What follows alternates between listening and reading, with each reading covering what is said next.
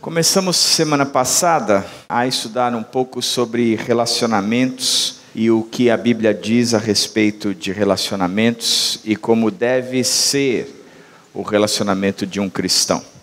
Quando estudamos isso na semana passada, se a gente for fazer um breve resumo do que vimos, nós vimos que crescer é uma opção. Apesar de o crescimento ser inerente ao ser humano, a gente pega um bebezinho e a expectativa é de que esse bebezinho se torne um adulto, porque o crescimento é inerente ao ser humano, a maturidade é uma opção. A gente pode pegar uma criança muito madura para a faixa etária dele e um adulto muito imaturo para a faixa etária dele. Significa que crescer é uma opção. Nós vimos também as barreiras do crescimento e a gente listou 3, a imaturidade, a instabilidade e a ingenuidade. Também vimos, além das barreiras do crescimento, as marcas do crescimento. Você quer olhar para uma pessoa e ver se essa pessoa é madura? Você vai ver que ela experimenta mais de Deus na relação, ela promove a unidade, ela faz ou torna o amor conhecido e ela não está parada, ela não está em casa sentada dizendo, venham me amar porque eu quero amá-los. Ela está demonstrando o amor de Deus o tempo todo. Eu quero lembrar que a ideia partiu do texto de Hebreus 6:1, segundo a versão A Mensagem, quando o autor de Hebreus diz, portanto, vamos abandonar os rabiscos da pré-escola e passar para as grandes obras de arte que retratam Cristo. Cresçam em Cristo. Quando o autor de Hebreus está escrevendo isso, ele está dizendo, olha, eu tenho uma dificuldade com vocês porque vocês parecem que não cresceram. Vocês deveriam já estar com um conteúdo, fazendo determinadas coisas, promovendo determinadas situações, e em vez de estar fazendo isso, vocês estão fazendo o contrário. Vocês estão correndo numa direção contrária, vocês estão promovendo algo contrário. Então, o que precisa fazer, é como ele fala de forma bem poética, está na hora de abandonar os rabiscos da pré-escola, e vocês partirem para apreciar as grandes obras de arte, que retratam Cristo, cresçam em Cristo.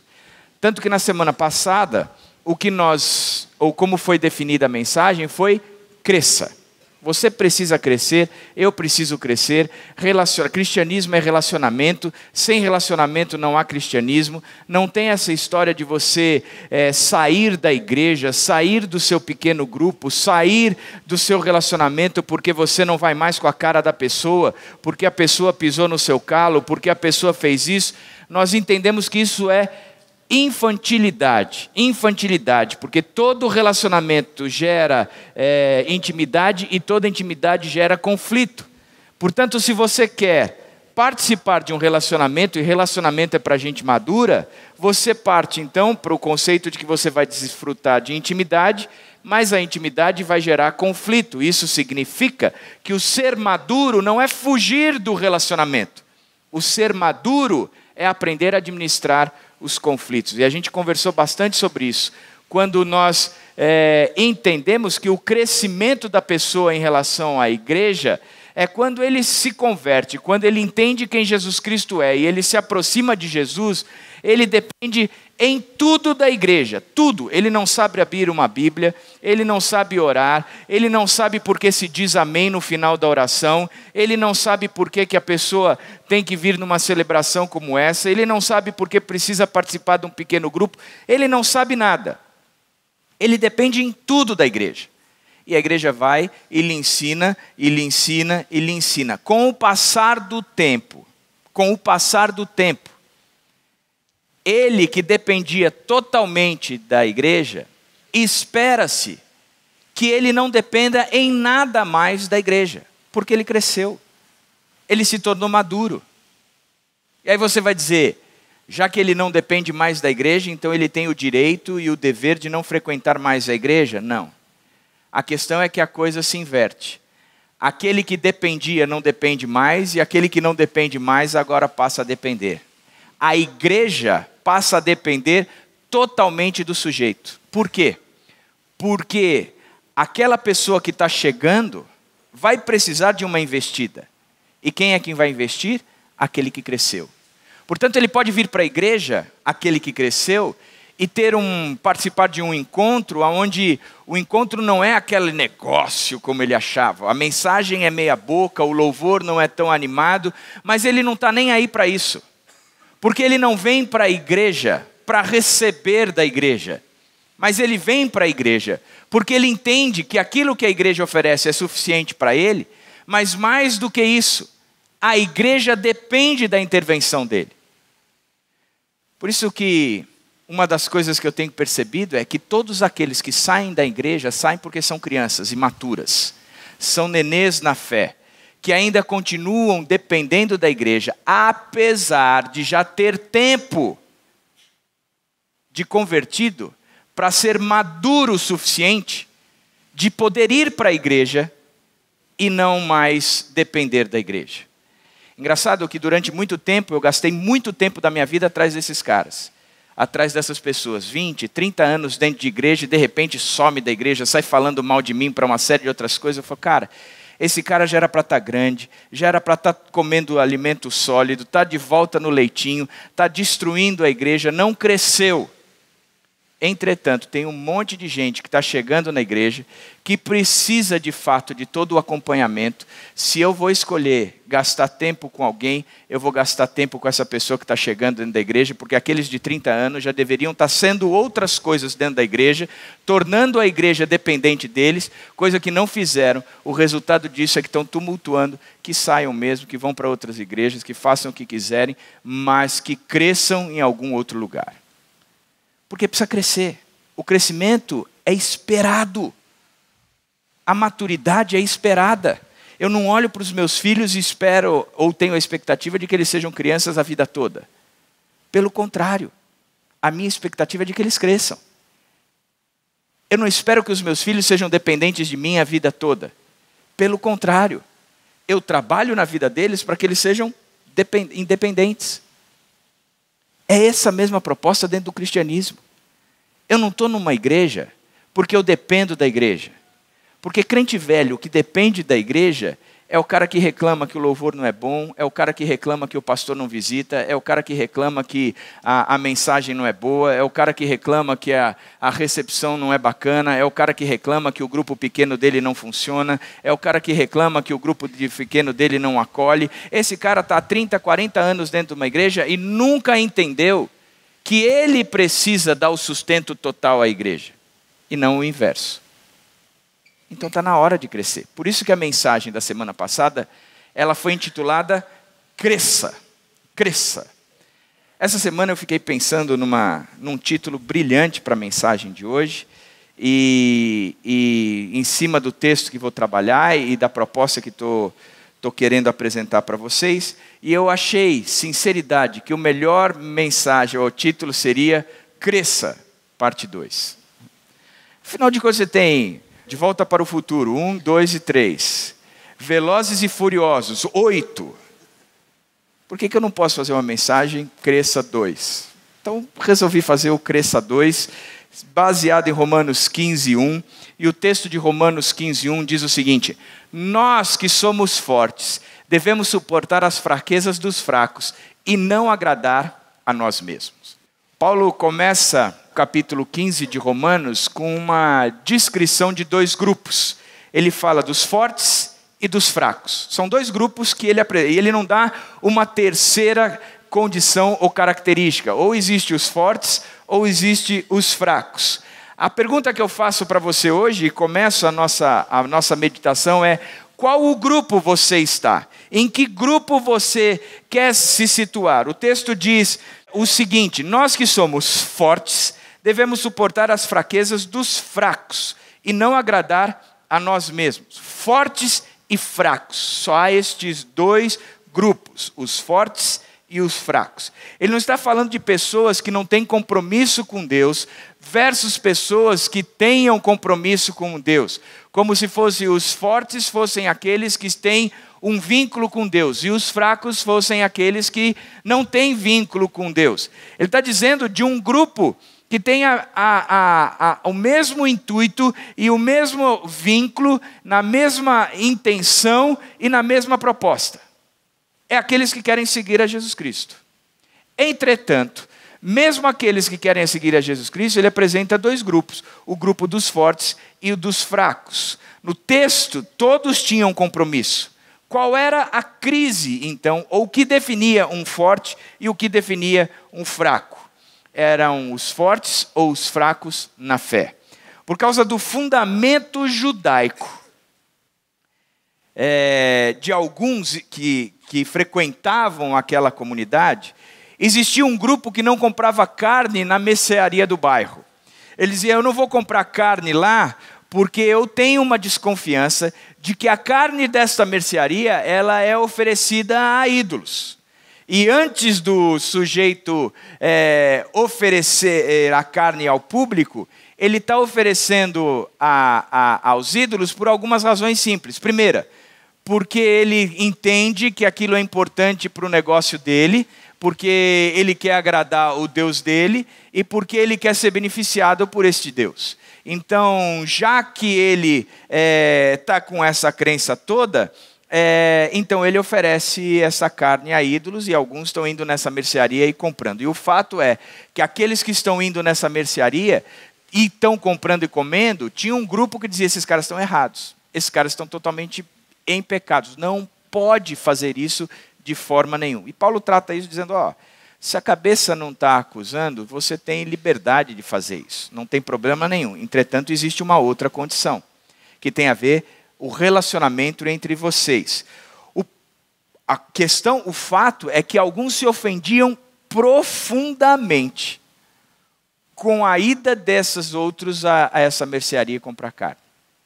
E eles se ofendiam tanto, que eles causaram uma divisão dentro da igreja. E olha, eu quero dizer que hoje em dia ainda existe muita gente que se escandaliza por muitas coisas. Eu lembro que a primeira vez que eu fui para a Disney, tinha um grupo, quando você vai chegando no estacionamento, e é uma pista ampla, se não me engano, 6, 7 pistas assim, tinha um grupo que ia fechando as pistas e distribuindo folhetos, comunicando que a Disney era do diabo. E que ninguém deveria ir para a Disney, porque a Disney era coisa do diabo. Tem alguns que dizem que ir ao show do Roberto Carlos é errado. Por quê? Porque o Roberto Carlos é tido como rei. E ter o rei Roberto Carlos, alguns dizem que é idolatria. Então, porque é idolatria, não deve-se ir ao show do Roberto Carlos. Para outros, o que eles afirmam é que se chorei ou se sorri, o importante é que emoções eu vivi. Então, não quero saber se você chama de rei ou não, o fato é que eu quero ir para o show. Conheço pessoas que se fantasiam de azul, porque é a cor do Roberto Carlos, vão lá para frente ganhar Essa sexta-feira, a Dani me convidou para ir assistir o show do Daniel. É tudo que eu queria na vida, assistir o show do Daniel. Tudo. O que eu mais gosto na vida é esse estilo de música. E fui assistir com a minha esposa o show do Daniel. Estou parado, ele beija a rosa e joga.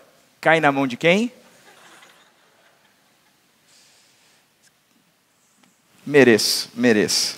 Tem pessoas que dizem que fazer uma tatuagem é errado.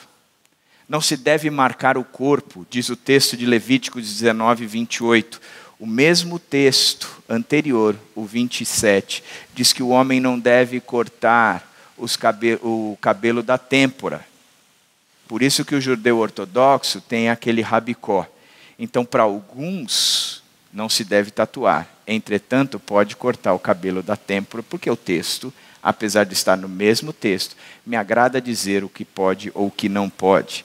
Para outros, dizem que comer no McDonald's não pode. McDonald's é a expressão da nova era, tem pacto com o conceito de nova era, onde todos os deuses, eu não sei aonde se tira isso, porque o M do McDonald's tem, não sei.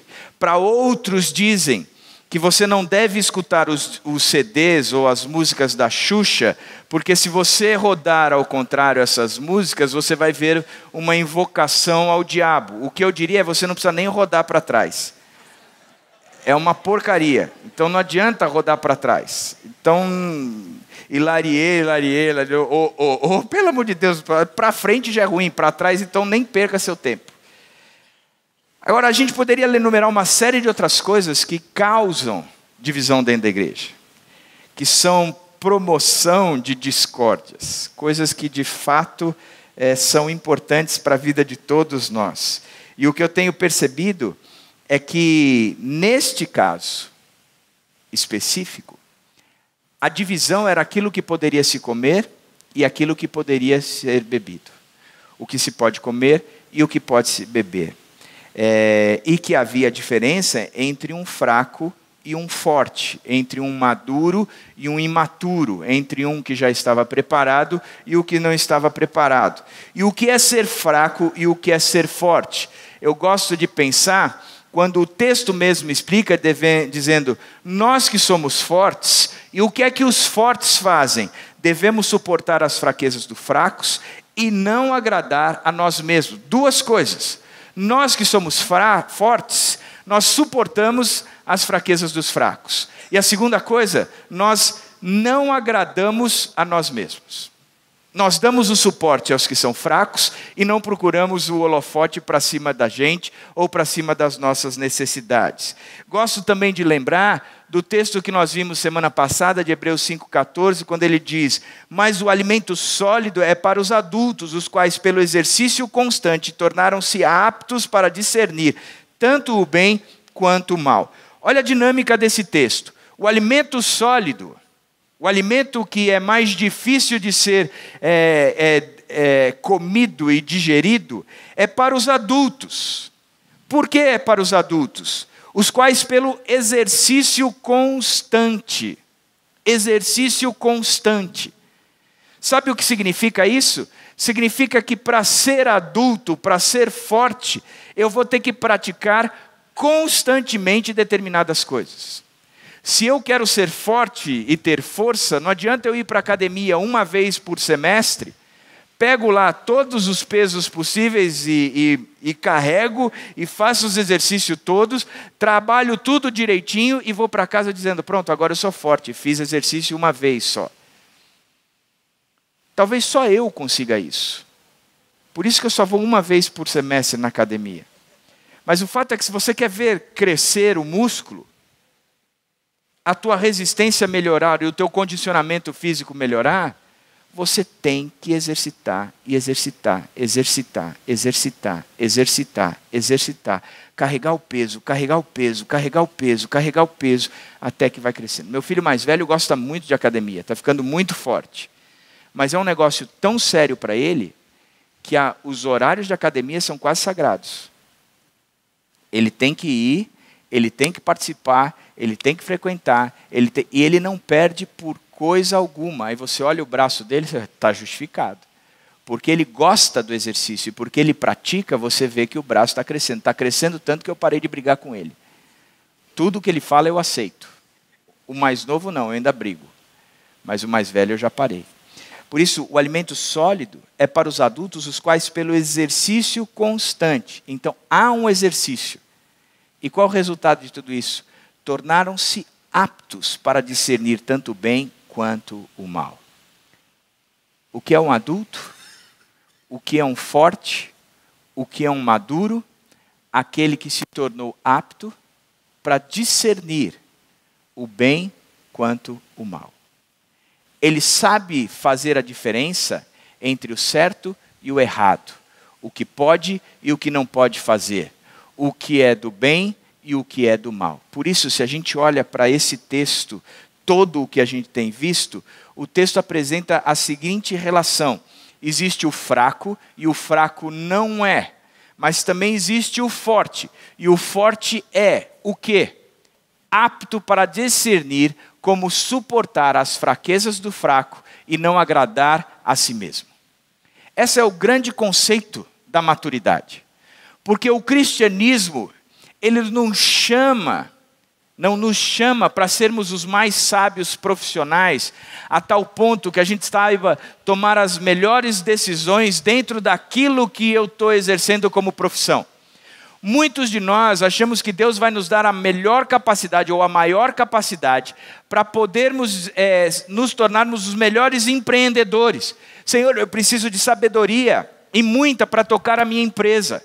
Eu preciso de sabedoria porque estamos num período de crise e a crise bateu lá e eu preciso de sabedoria para saber escolher. Eu demito o povo, eu baixo o preço do produto, eu reduzo a produção, seja lá o que for. Senhor, eu preciso de sabedoria para isso. O que eu e você precisamos entender é que o cristianismo, ele nos leva a relacionamentos. O cristianismo nos leva a ser como Cristo. E ser como Cristo significa saber se relacionar a tal ponto que o próprio Deus paga o preço da relação. Ele manda Jesus para que morra por nós, para que possamos crescer sendo salvos. Por isso que cristianismo é relacionamento. E sem relacionamentos não há cristianismo. Não dá para ser cristão sem me envolver. Não dá para ser cristão sem estar numa igreja.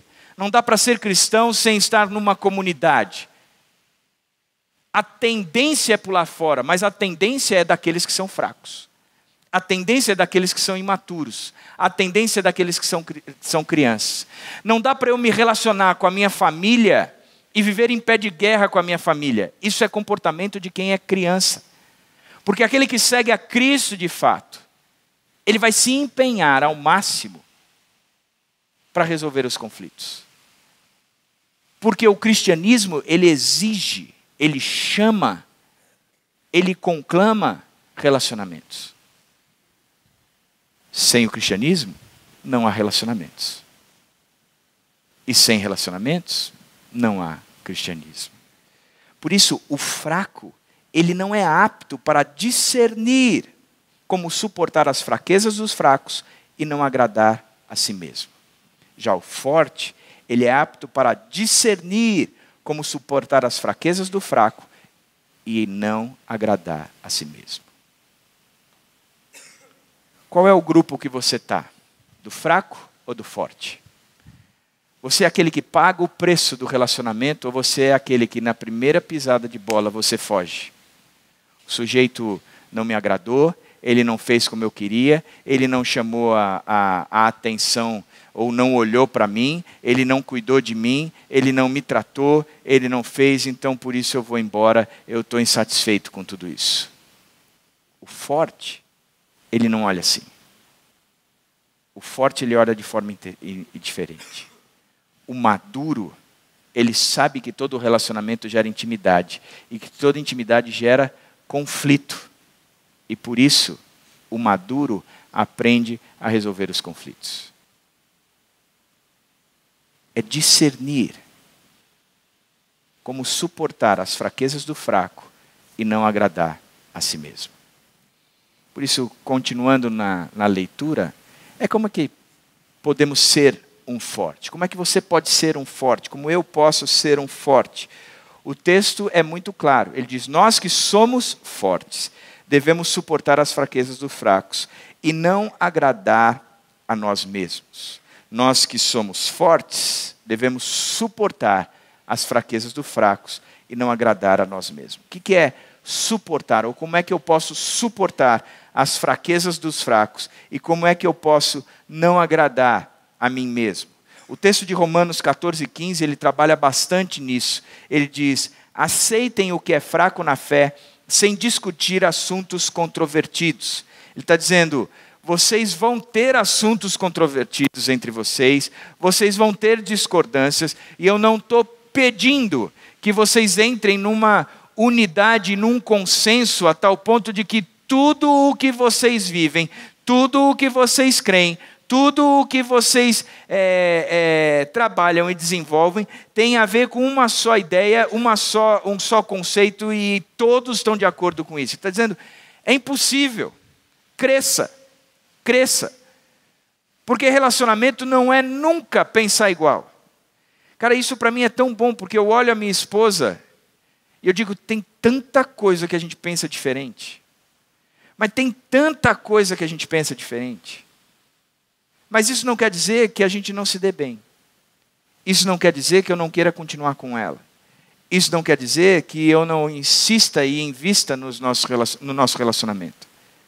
Da mesma forma, numa comunidade como a nossa, numa igreja como a nossa, nós vamos ter muitas pessoas que pensam diferente.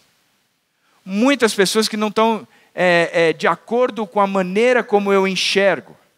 E aí o que Paulo está dizendo é, vocês vão viver sem discutir esses assuntos controvertidos. Aceitem a diferença. Mas ele diz, portanto, deixemos de julgar uns aos outros. Em vez disso, façamos o propósito de não colocar pedra de tropeço ou obstáculo no caminho do irmão. Deixemos de julgar. Primeiro passo para me tornar forte é deixar de julgar. E o julgar significa avaliar e trazer um veredito. O cara é isso, ela é isso, eu defino ele dessa forma porque ele agiu dessa maneira. Nos relacionamentos que eu tenho tratado, e tem muitos relacionamentos que eu tenho tratado ultimamente, uma das coisas que eu tenho aprendido é que a primeira coisa que nos movimenta contra o outro é porque nós taxamos o outro com um nome. O cara é um traidor, o cara é um folgado, o cara é um safado, o cara é um egoísta. Todas as vezes que nós taxamos alguém com um nome, nós já o julgamos. Avaliamos a situação e trouxemos um veredito para a pessoa. E uma das coisas que eu tenho aprendido é que, na maior parte das vezes, a pessoa está fazendo um julgamento, mas o fundamento é errado. O fundamento é errado. E a interpretação feita, que taxou fulano daquela forma, está feita de forma errada e, portanto, trouxe um julgamento errado.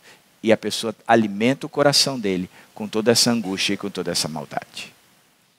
Por isso que eu gosto muito do texto de Filipenses 4:8, que diz, finalmente, irmãos, tudo o que for verdadeiro, tudo o que for nobre, tudo o que for correto, tudo o que for puro, tudo o que for amável, tudo o que for de boa fama, se houver algo de excelente ou digno de louvor, pensem nestas coisas.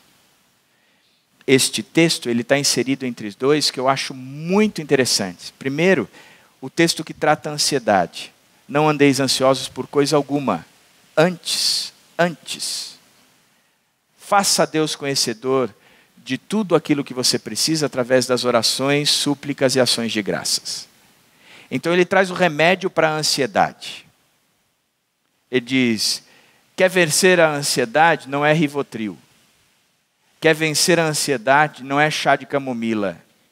Quer vencer a ansiedade? Não é maracujina.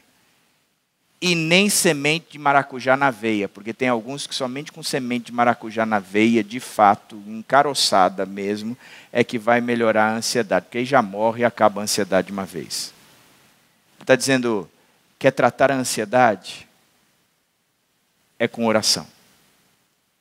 É com oração. Depois ele vem dizendo, o resultado de tudo isso é que a paz de Deus, que excede todo entendimento, guarde a mente e o coração de vocês. Então trate a ansiedade com oração, para que a paz de Deus, que excede todo entendimento, que vai excluir a ansiedade toda, ela vai guardar a mente e o coração de vocês. Só que ele diz, também tem que ter um filtro. E o filtro é o do pensamento. Quando você for pensar, você tem que fazer algumas perguntas para aquilo que você está pensando. Porque pensamento não é involuntário, viu gente? Paulo diz, eu trouxe cativo todo pensamento. Significa que pensamento a gente pode controlar. O que eu penso, eu controlo. E não é o contrário. Eu penso naquilo que eu quero pensar, porque eu posso trazer cativo o pensamento. De que forma? Usando esse filtro. Tudo o que for verdadeiro. O que eu estou pensando é verdadeiro. E este primeiro passo, na maior parte das vezes, ele já quebra toda a continuidade do relacionamento. ou toda a quebra do relacionamento? Porque eu começo a pensar em cima de suposições. O sujeito fez isso por causa de... Vou te ilustrar. Você vai para uma reunião, e para essa reunião, você imagina tudo o que a pessoa vai falar para você. E ao mesmo tempo, você já prepara todas as respostas para todas as perguntas que a pessoa vai fazer. Verdade ou mentira? Você vai chegar nessa reunião, e você vai ouvir a pessoa dizer isso, e você vai responder isso, e ela vai falar isso, e você vai responder aquilo outro, e assim por diante. Você vai para a reunião e nada aconteceu. 99,9% das vezes, nada aconteceu no caminho que você traçou na sua cabeça. Por quê? Porque você se alimentou de coisas que não são verdadeiras. O que é verdadeiro é verdadeiro. Recentemente eu peguei uma discussão de um sujeito que imaginou que alguém tinha feito determinadas coisas, por causa disso, no ímpeto, ele promoveu uma divisão tamanha, com e-mails, com cartas, com conversas, com telefones, com uma série de outras coisas, e era pura ilusão. Não tinha um fundamento verdadeiro. Por isso, quando eu começo a pensar em alguém, ou eu escuto uma conversa de alguém, eu digo, o que você está falando é verdadeiro ou você está supondo? Se você está supondo, você tem que trazer cativo o seu pensamento, você tem que parar de pensar, porque isso é suposição. E a Bíblia diz que eu só posso pensar naquilo que é verdadeiro. Eu não posso pensar naquilo que é suposição. Por isso eu tenho que parar de pensar. Parar de pensar. Se não for verdadeiro mesmo, se não tiver base, fundamento, eu tenho que parar de pensar. Se é mera suposição, o pecado é meu. Porque aí eu vou alimentar coisas no meu coração que, por não ser verdade, eu tenho que trabalhar depois de tudo isso. Tudo que for nobre é aquilo de melhor. Uma carne nobre é uma carne mais gostosa, mais saborosa, mais macia, porque a sua qualidade é melhor do que uma carne de segunda. Verdade ou não é? O que é mais gostoso? Um filé mignon ou um acém? Acém. Muito mais gostoso. Por isso ele está dizendo, o que é nobre, ou o que é melhor, tudo o que é correto, você deve pensar dessa forma. Não é que é só verdadeiro, mas o que é correto, tudo o que for puro. Puro significa que não há impurezas, significa que não estou pensando por causa de considerações ou de suposições, algo que está atrapalhando a maneira de... É puro. Tudo o que for puro, tudo o que for amável, aí já quebra. O que eu estou pensando é amável? Não. Então já nem pensa mais. Porque o pensamento eu controlo. Tudo o que for de boa fama, sabe o que é de boa fama? É como se a gente colocasse 2 fios na sua cabeça e pudesse projetar o que você está pensando num telão. E quando nós enxergássemos o que está sendo pensado por você, qual é a fama que você receberia? Então tudo que é de boa fama, isso promove. Se houver algo de excelente ou digno de louvor, que vocês pensem nessas coisas. Vocês pensem nessas coisas. Se eu coloco este filtro, eu garanto a impossibilidade do julgamento. Porque um filtro como esse, ele me impede de julgar. Agora presta atenção, gente. O que a Bíblia está nos ensinando é a diferença entre o fraco e o forte. Entre o maduro e o imaturo. Entre a criança e o adulto. Por isso é um desafio para quem quer ser adulto. Para quem quer ser forte. para quem quer ser maduro. Porque a criança olha para esse texto e diz, é impossível. É impossível. O imaturo olha para esse texto e diz, eu nunca vou alcançar. O fraco olha para esse texto e diz, isso não é para mim. Mas o texto está dizendo, finalmente, irmãos, pensem nessas coisas. Utilizem este filtro para o pensamento de vocês. Por isso, a primeira característica é aquele que não julga. A segunda característica do texto é aquele que limpa o terreno. Aceitem o que é fraco na fé, sem discutir assuntos controvertidos. Portanto, deixemos de julgar uns aos outros. Em vez disso, façamos o propósito de não colocar pedra de tropeço ou obstáculo no caminho do irmão. Você já percebe que esse texto traz uma responsabilidade para cada um de nós. Porque ele está dizendo, nós temos que deixar de julgar. E deixar de julgar significa usar o filtro do pensamento.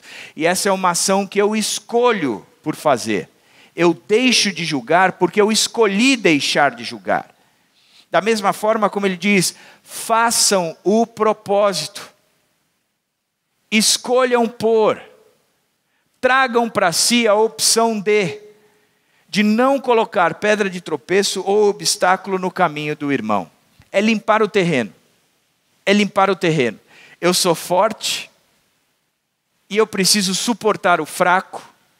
E suportar o fraco significa que eu vou limpar o terreno para que ele passe bem, para que ele ande bem, para que ele não tropece, para que ele não caia, mas para que ele continue caminhando. Uma vez por semestre, pelo menos, nós somos chamados pela prefeitura de Valinhos, porque a gente tem um terreno lá, porque o mato cresceu e precisa ser cortado. Eles dizem, vocês têm que limpar aquilo lá.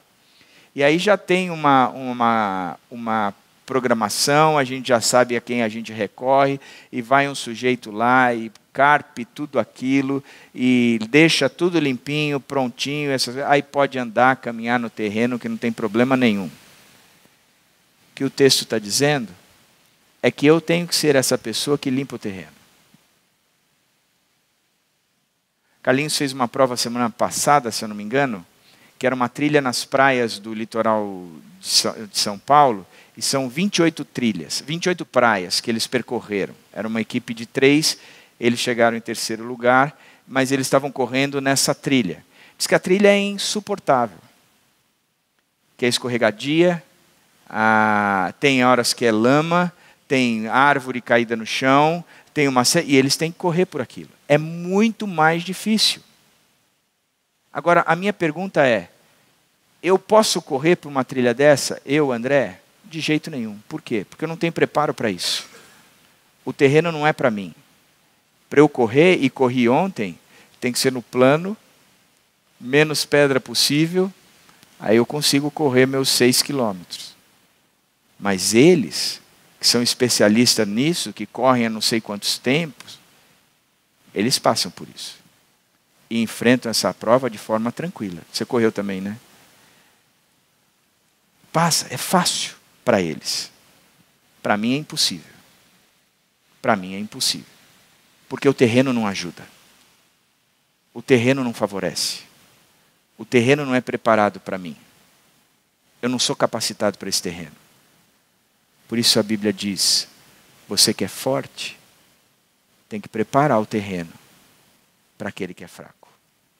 Você tem que tirar as pedras, você tem que tirar os buracos, você tem que tirar as árvores caídas, mas você tem que trabalhar nisso. Limpe o terreno, limpe o terreno.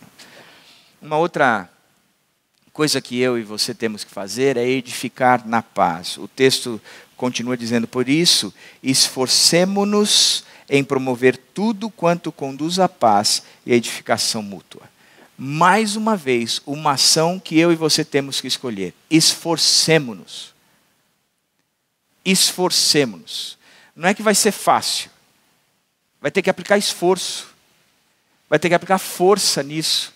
É uma escolha que demanda uma certa dor, porque esforço, ele gera um constrangimento. Ele gera uma dor. Ele gera um movimento negativo. Eu não gosto de ir para a academia e ter que carregar o peso, porque o peso é pesado. Não é como tomar um sorvete. é carregar o peso é pesado. E tem um sujeito que faz academia comigo, que todas as vezes que eu estou fazendo isso, ele ainda passa do meu lado e diz, vamos lá, tem que quebrar a fibra, racha a fibra do músculo. Cara, você deveria me fazer pensar em outras coisas. Dizendo, lá na frente você vai conseguir abrir a lata de azeitona que você nunca conseguiu abrir. Mas ele vem falar, tem que rachar a fibra, porque é isso que vai fazer o músculo crescer. Fala, cara, isso não me incentiva. Mas por que para fazer exercício se gera um desconforto? Porque tem que aplicar o esforço. E ele diz, esforcem-se em promover tudo o que conduz à paz. É um esforço na promoção da paz e na edificação mútua.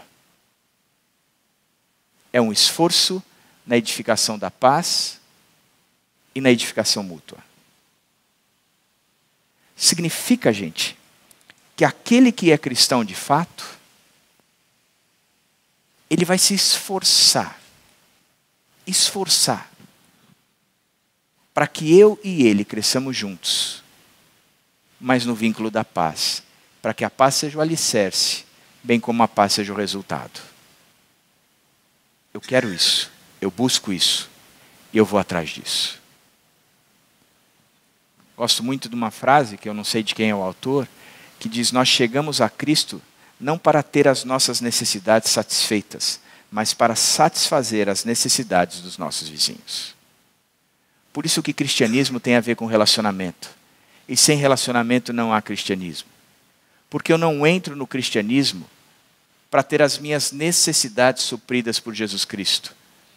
Eu entro no cristianismo para que eu possa suprir as necessidades do meu próximo. Cara, e isso precisa entrar na minha cabeça de tal jeito que isso vai me tornar maduro. Vai me tornar homem, uma mulher. Vai me tornar pronto para enfrentar qualquer coisa, porque eu cresci. E quais são os fatos, então, que me tornam forte? O que é que eu posso, de fato, me apegar? Não só como ações, mas que me tornam forte. O primeiro fato é que Deus é o foco. Não destrua a obra de Deus por causa da comida. Todo alimento é puro, mas é errado comer qualquer coisa que faça os outros tropeçarem. Não destrua a obra de Deus. Você não tem o direito de destruir a obra de Deus. Se você acha que comer determinadas coisas não afetarão a sua relação com Deus, entretanto, afetará a sua relação com o próximo, você não tem o direito de comer isso, porque você vai destruir a obra de Deus. É errado. Se você acha que não tem problema nenhum o ser tatuado, entretanto, o se tatuar vai gerar destruição num outro, então você não tem o direito de se tatuar, porque é errado. Se você acha que ir ao show do Roberto Carlos vai escandalizar o outro, porque o Roberto Carlos é venerado por um monte de gente, você diz, não, mas a gente tem que ensinar. Cara, eu posso ensinar, mas se a pessoa não compreender, eu não tenho o direito de destruir. Eu não tenho o direito de destruir a obra de Deus, por causa daquilo que eu faço sem que a minha consciência me acuse. Eu não tenho o direito, porque Deus é o foco. Não sou eu, Deus é o foco. Segunda coisa, é que Jesus Cristo é o modelo. Se Deus é o foco, Jesus Cristo é o modelo. Pois também Cristo não agradou a si próprio, mas como está escrito, os insultos daquele que te insultam caíram sobre mim. Portanto, aceitem-se uns aos outros da mesma forma que Cristo os aceitou, a fim de que vocês glorifiquem a Deus. Cristo é o modelo. Ele poderia chegar destruindo tudo, desbancando tudo, dizendo, eu sou o Deus encarnado. Mas simplesmente diz que aquele que sendo o próprio Deus, não usou com usurpação o ser ou o poder que lhe estava atribuído a ele. Abriu mão daquilo, se esvaziou. E esvaziou a si mesmo, assumindo a função de homem, e depois se esvaziando como servo. E tão obediente, que ele foi até a morte e morte de cruz. Abriu mão de si mesmo.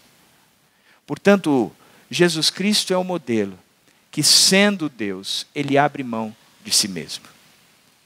Aí eu volto e eu penso nos paus generalizados que eu tenho visto. Se as pessoas abrissem mão de si mesmo. Se as pessoas abrissem mão de si mesmos. Como a paz de Deus seria muito mais experimentada numa comunidade. O problema é que a maior parte das pessoas continuam sendo extremamente egoístas. E a melhor ilustração é quando duas crianças brigam pelo mesmo brinquedo. Este brinquedo é meu, não é meu. É meu, não é meu. É meu, não é meu. Cara, pode ficar com o brinquedo. Porque o importante não é o brinquedo. O importante é você. O importante é você. Eu prefiro você ao brinquedo. Eu prefiro você ao brinquedo. Isso é coisa de gente grande. Isso é coisa de adulto. É coisa de maduro. Porque Cristo nos aceitou. Ele nunca chegou dizendo quem é que tem a razão. Ele chegou dizendo, você é importante. É tão importante que mesmo que você não tenha razão, eu morro para que você tenha. Você é importante. Terceira característica é que a palavra de Deus é a esperança, pois tudo que foi escrito no passado foi escrito para nos ensinar, de forma que por meio da perseverança e do bom ânimo procedentes da Escritura, mantenhamos a nossa esperança. Eu não canso de falar, e talvez você tenha se cansado de me ouvir, porque a palavra de Deus tem que ser tudo o que nós precisamos. Isso aqui eu falo sempre, e sabe por que eu falo sempre?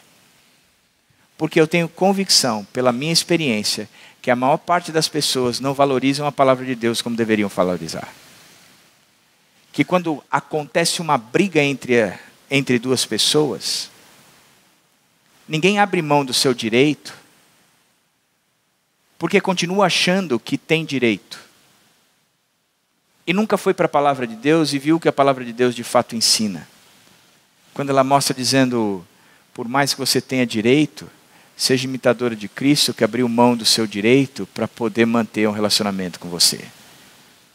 Isso é a esperança que a gente tem. Porque a Bíblia nos ensina, e a Bíblia nos pontua, e a Bíblia traz a relação entre nós. Uma das coisas que eu tenho percebido nas crises que eu tenho enfrentado entre as pessoas, é que a experiência e a interpretação da vida, ao olhar do próprio sujeito, vale mais do que a própria palavra. Recentemente eu fui tratar uma crise entre duas pessoas. Eu imprimi uma folha com 13 versículos diferentes, ou textos diferentes. Quem não ama não conhece a Deus. Se você quer saber se você é filho de Deus, é porque você ama o próximo. Porque quem odeia o próximo é filho do diabo. Isso é texto bíblico de 1 João. Que a gente deve suportar uns outros, li 13 vezes. Quando eu peguei, sentei com dois sujeitos diferentes, eu botei os dois no mesmo lugar, eu dei uma folha para cada um e disse, cada um vai ler um versículo, e o último eu leio. Cada um leu 6 versículos, e eu li um. A minha expectativa é que a gente terminasse a reunião, porque a palavra de Deus era tão forte naquele conceito, que quando a gente terminasse a reunião, os dois estariam de joelhos, chorando, pedindo perdão um ao outro porque não cumpriram nada daquilo. Terminou a leitura, eu falei, e aí? Não, mas eu estou chateado com você, por isso, por aquilo.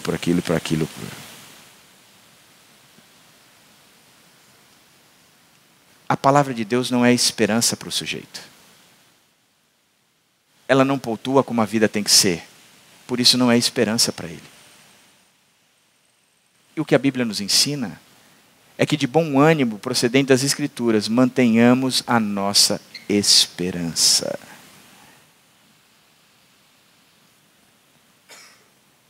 O bom ânimo procedente, a perseverança e o bom ânimo procedente das Escrituras é que vai nos dar a capacidade de manter a esperança. O que a Bíblia diz que eu tenho que perdoar, que eu tenho que carregar o fardo do outro, que eu tenho que parar de comer ou de beber, então eu vou fazer isso, porque a Bíblia é a minha esperança. É nela que eu baseio a minha vida. Por isso eu queria terminar com o texto de Romanos ainda, porque nós ficamos em Romanos 14, 15. Que o Deus que concede perseverança e ânimo, dê-lhes um espírito de unidade, segundo Cristo Jesus, para que com um só coração e uma só voz, vocês glorifiquem ao Deus e Pai do nosso Senhor Jesus Cristo. Que versículo incrível! Que o Deus que concede perseverança e ânimo. Estou desanimado, não quero mais saber desse relacionamento, estou cansado, Belém, Belém, nunca mais estou de bem, de mal para sempre, e assim por diante. Isso é fruto daqueles que não têm vínculo com Deus, de quem é imaturo, de quem é criança, de quem é fraco. Porque o maduro, o forte, o adulto, ele tem perseverança e ânimo, concedido por Deus, segundo o modelo dele, que é Jesus Cristo, para que com um só coração e uma só voz, para que a intenção e a ação seja uníssona. O Deus que concede perseverança e ânimo, dê-lhes um espírito de unidade, segundo Cristo Jesus, para que com um só coração e uma só voz, vocês glorifiquem ao Deus e Pai do nosso Senhor Jesus Cristo. Que Deus nos dê maturidade. Que Deus nos dê maturidade para crescermos de fato e mantermos uma unidade que é fruto da intimidade com esse Deus. Que Deus nos dê um coração de dizer chega de brigas, que haja paz entre nós, que eu saiba respeitar o próximo e abrir mão de mim mesmo por causa do que Deus fez e é por mim, e o modelo que Jesus Cristo tem sido. Que a minha esperança venha fundamentada na palavra de Deus. E que não me importa o que o outro está fazendo, porque o que me importa é o outro. O que me importa é o outro. Não me importa o que o outro está fazendo. O que me importa é o outro. E eu preciso crescer nesse aspecto. Eu preciso crescer nesse aspecto. Que Deus promova esse crescimento na nossa igreja, em nome do Senhor Jesus Cristo.